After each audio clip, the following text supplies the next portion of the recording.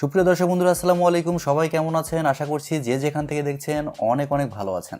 দর্শক বন্ধুরা, আপনাদের মধ্যে যারা Redmi Note 12 সিরিজের জন্য ওয়েট করছিলেন তাদের জন্য সুখবর। Redmi Note 12 সিরিজ চাইনিজ মার্কেটে লঞ্চ হয়েছে। 12 সিরিজে মূলত 5টি ফোন লঞ্চ হয়েছে: Redmi Note 12, Redmi Note 12 Pro এবং Redmi Note 12 Pro Plus। এছাড়াও Redmi Note 12 সিরিজে আরও 2টি ফোন থাকছে, যেমন Redmi Note 12 Explorer এডিশন এবং Redmi Note 12 ট্রেন্ডিং এডিশন। এই মোট 5টি ফোন Redmi Note 12 সিরিজে লঞ্চ হয়েছে। তবে আজকের ভিডিওতে আমরা Redmi Note 12 এই ফোনটি নিয়ে কথা বলবো। তবে Redmi Note 12 এর প্রত্যেকটা ফোনের ভিডিও আমাদের চ্যানেলে আপনারা পেয়ে যাবেন। তবে একটি কথা না বললেই না, আপনারা যারা আমাদের চ্যানেলে নতুন রয়েছেন চ্যানেলটি সাবস্ক্রাইব করে পাশেই থাকবেন, আর ভিডিওটি ভালো লেগে থাকলে ভিডিওতে একটি লাইক দিবেন। Redmi Note 12 এই ফোনটি ডিজাইন এবং বিল্ড কোয়ালিটি নিয়ে যদি আমরা কথা বলি, তাহলে Redmi Note 12 সিরিজের 3টি ফোনের ডিজাইন মোটামুটি সেম, তবে ফ্রেমে কিছুটা পরিবর্তন থাকছে। Redmi Note 12 এই ফোনটির ব্যাক সাইডে এবং ফ্রেমে থাকছে প্লাস্টিক, তবে 3টি ফোনেরই ক্যামেরা মডিউল সেম থাকছে। ফোনটির থিকনেস করা হয়েছে 8 মিলিমিটার, আর ফোনটির ওজন করা হয়েছে 188 গ্রাম। এর কারণে এই ফোনটি আপনারা এক হাতে লং টাইম খুব ভালোভাবে ব্যবহার করতে পারবেন। আর এছাড়াও এই ফোনে থাকছে IP53 রেটিং, অর্থাৎ এই ফোনটি ডাস্ট অ্যান্ড স্প্লেশ প্রুফ। এর কারণে এই ফোনটিতে হালকা পানির ছেটা ফোটা এবং ধুলো ময়লা ঢুকছে না। আর মজার ব্যাপার হচ্ছে এই ফোনটিতে আপনারা 3.5 মিলিমিটার হেডফোন জ্যাক পেয়ে যাচ্ছেন। তবে এই ফোনে থাকছে সাইড মাউন্টেন ফিঙ্গারপ্রিন্ট সেন্সর, যা যথেষ্ট ফাস্ট এবং অ্যাকুরেট বলে জানতে পেরেছি। তবে দুঃখের বিষয়, এই ফোনটিতে আপনারা মাইক্রোএসডি কার্ড ব্যবহারের সুযোগ সুবিধা পাচ্ছেন না, শুধুমাত্র এখানে 2টি সিম কার্ডই ব্যবহার করতে পারছেন। মার্কেটে এই ফোনটি 3টি কালার ভেরিয়েন্টে পেয়ে যাবেন: ব্ল্যাক, হোয়াইট এবং ব্লু। সো ওভারঅল সবকিছু মিলে এই ফোনটির ডিজাইন এবং বিল্ড কোয়ালিটি আপনাদের কাছে কেমন লেগেছে কমেন্ট করে আপনাদের মূল্যবান মতামত অবশ্যই জানাবেন। ও প্রাইজের কথা তো বলা হয়নি। Redmi Note 12 এই ফোনটি চাইনিজ মার্কেটে লঞ্চ করা হয়েছে 1199 ইয়ানে, যা বাংলাদেশ টাকায় কনভার্ট করলে দাঁড়ায় 16,000 টাকার আশেপাশে, 16,800 টাকার মতো। ডিসপ্লে নিয়ে কথা বলতে গেলে Redmi Note 12 সিরিজের প্রত্যেকটা ফোনের ডিসপ্লে অসাধারণ থাকছে, এই ফোনেও তার ব্যতিক্রম না। আর ফোনটির সামনে আসলে আপনারা পেয়ে যাচ্ছেন একটি ফুল ভিউ ডিসপ্লে, যার উপর অংশে পাঞ্চলের মাধ্যমে বসানো থাকছে সেলফি ক্যামেরাটি। আর পাঞ্চলের সাইজটাও কিন্তু যথেষ্ট ছোট, যার কারণে সামনে থেকে দেখতে এই ফোনটিকে কিন্তু সুন্দর লাগছে। এই ফোনে থাকছে 6.67 ইঞ্চি সুপার অ্যামোলেড ডিসপ্লে, আর এই ডিসপ্লেটি হচ্ছে ফুল এইচডি প্লাসের একটি ডিসপ্লে। আর মজার ব্যাপার হচ্ছে এই ডিসপ্লেতে আপনারা 120 হার্টজের রিফ্রেশ রেটও পেয়ে যাচ্ছেন। এর কারণে ডিসপ্লের টাচ রেসপন্স কিন্তু খুবই ভালো হবে, পুরাই মাখন। আর ডে লাইটে ব্যবহারের জন্য এই ফোনে থাকছে 1200 নিটস পিক ব্রাইটনেস। এর কারণে ডাইরেক্ট সানলাইটে ওই ফোনটি যদি আপনি ব্যবহার করেন, সেক্ষেত্রেও ডিসপ্লেতে ব্রাইটনেসের ঘাটতি ফিল করবেন না, ডিসপ্লেটা যথেষ্ট ব্রাইট হবে।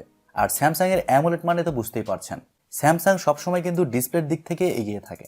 আপনাদের মধ্যে অনেকেই বলতে পারেন রেডমির ফোনে স্যামসাংয়ের ডিসপ্লে কিভাবে, কারণ রেডমিকে স্যামসাংয়ের ডিসপ্লেটি প্রোভাইড করেছে। স্যামসাংয়ের অ্যামোলেড প্যানেল হওয়ার কারণে ডিসপ্লের কালার কোয়ালিটি খুবই ভালো হবে।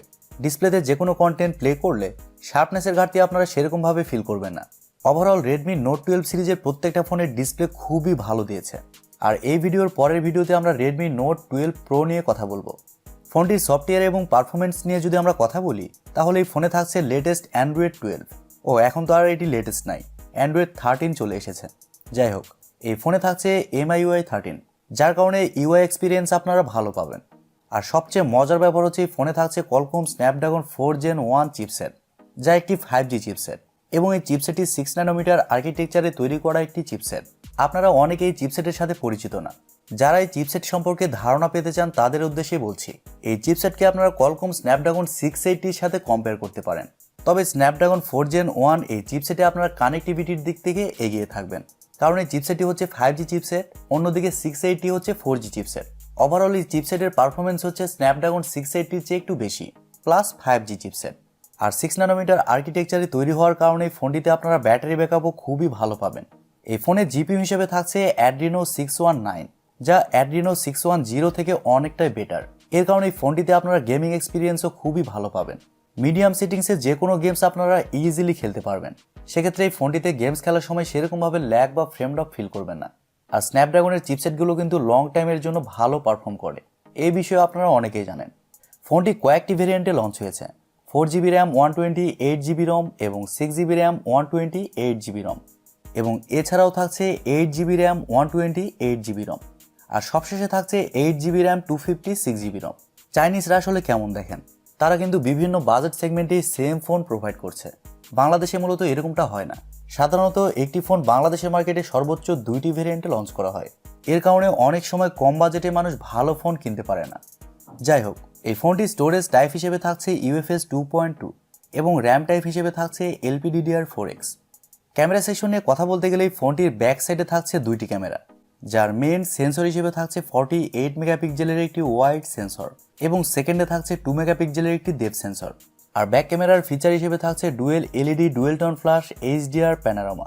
তবে খারাপ লাগার মতো বিষয় হচ্ছে এই ফোনটির ব্যাক ক্যামেরা দিয়ে আপনারা সর্বোচ্চ 1080p শুট করতে পারছেন, তবে 60 fps এ।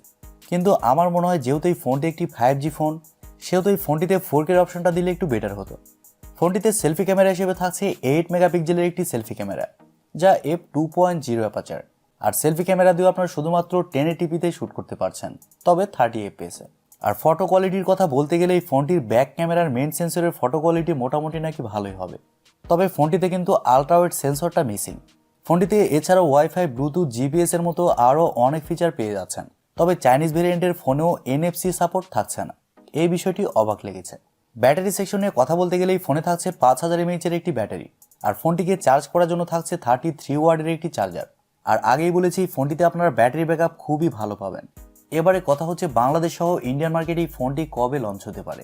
দর্শক বন্ধুরা, সাধারণত চায়নাতে লঞ্চ হয় 1 থেকে 1.5 মাসের মধ্যে বাংলাদেশের মার্কেটে আনঅফিসিয়ালি এই ফোনগুলো চলে আসবে, আর ইন্ডিয়ান মার্কেটে ওই ফোনটি 1 মাসের মধ্যে অফিসিয়ালি লঞ্চ হবে। তবে বাংলাদেশের মার্কেটে লঞ্চ হতে একটু দেরি হবে।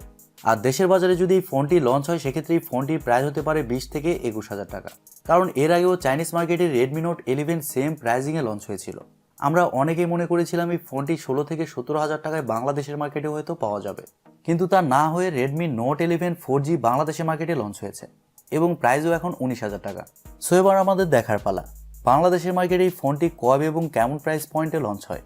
তবে ফোনটিতে কিন্তু রেডমি ভালো স্পেসিফিকেশন দিয়েছে। তারা প্রসেসরের পাশাপাশি ডিসপ্লে, ডিজাইন সব দিকেই ফোকাস করেছে, তবে ক্যামেরাতে একটু কম ফোকাস করেছে। সো দর্শক বন্ধুরা, এই ছিল আজকের ভিডিওটি আপনাদের কাছে কেমন লেগেছে কমেন্ট করে অবশ্যই জানাবেন। আর ভিডিওটি যদি সত্যি ভালো লেগে থাকে তাহলে আমাদের চ্যানেলটি সাবস্ক্রাইব করবেন এবং পাশে থাকা বেল আইকনটি প্রেস করে রাখবেন।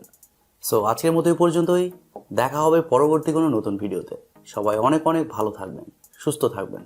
খোদা হাফেজ, টাটা।